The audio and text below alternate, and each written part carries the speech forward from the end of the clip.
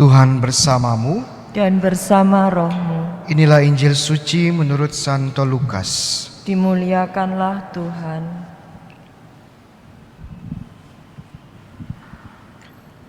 Pada waktu itu Yesus tiba di Yerusalem dan masuk ke Bait Allah.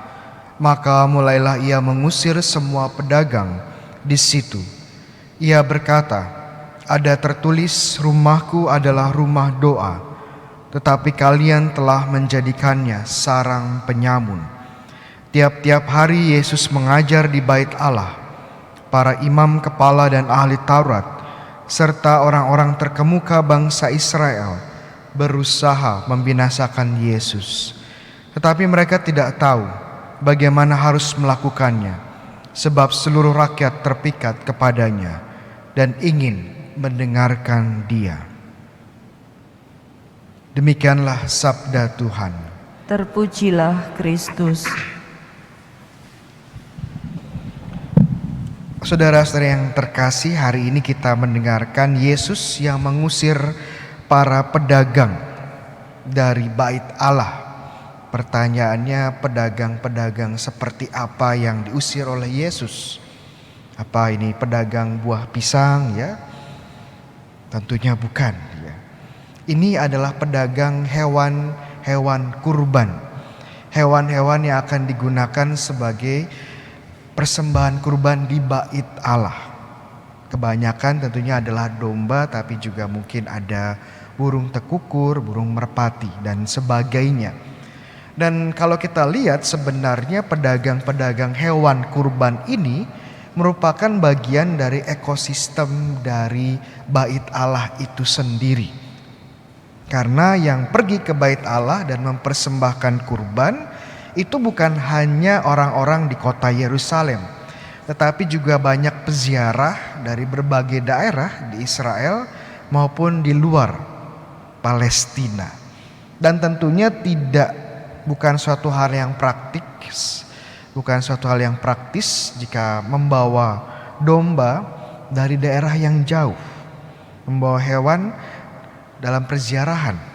Oleh karena itu, untuk praktisnya maka disediakanlah pedagang-pedagang yang ada di kota Yerusalem yang sangat dekat dengan Bait Allah untuk membantu para peziarah yang ingin mempersembahkan kurban bakaran.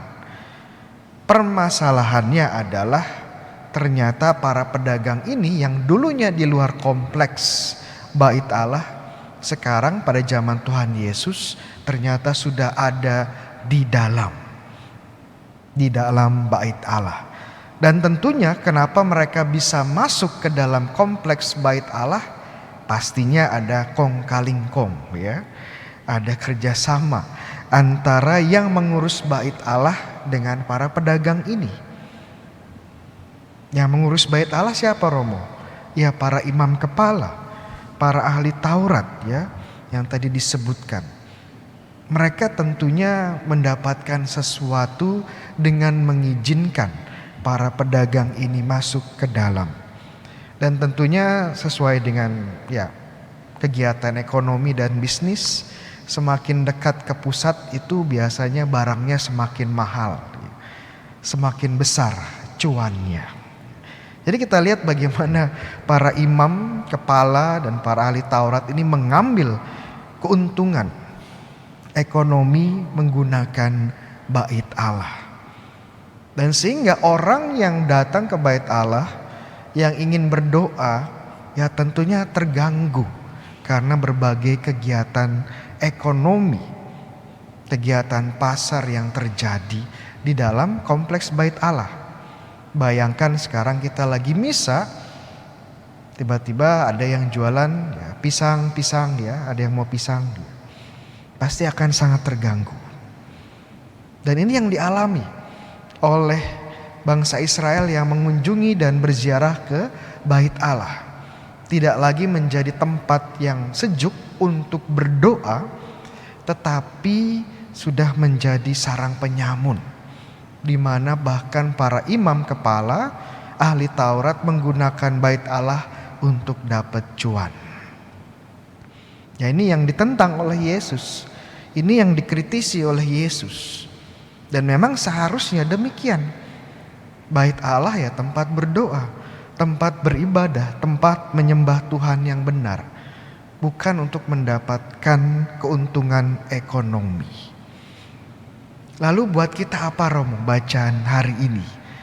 Jangan lupa kalau kita baca surat-surat Paulus, Paulus selalu mengingatkan bahwa kita adalah bait dari Roh Kudus. Bait Allah Roh Kudus. Pertanyaannya sekarang, bagaimana kita menggunakan diri kita, menggunakan tubuh kita di dunia ini?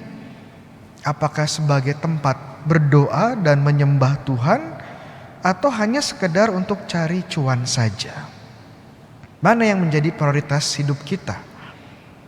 Apakah dunia ini saja, atau kita juga merawat dan menggunakan jiwa kita untuk memuliakan Tuhan? Kita punya dua komponen dalam hidup ini ya, dalam diri kita. Ada tubuh dan ada jiwa. Tapi kadang-kadang seringkali kita hanya fokus untuk menghabiskan uang kita, menghabiskan waktu kita, menghabiskan tenaga untuk merawat tubuh kita. Pernah gak kita merawat jiwa kita? Pernahkah kita menghabiskan uang jutaan rupiah untuk menyucikan jiwa kita? Pada akhirnya saat kita mati, tubuh masuk kubur, membusuk. Jiwa yang akan dilihat oleh Tuhan. Sejauh mana kita merawat jiwa kita? Sejauh mana kita membersihkan bait Roh Kudus kita dari kepentingan-kepentingan egois untuk sekedar mendapatkan kenikmatan dan cuan? Ini peringatan buat kita semua dan ini refleksi kita bersama pada hari ini. Amin.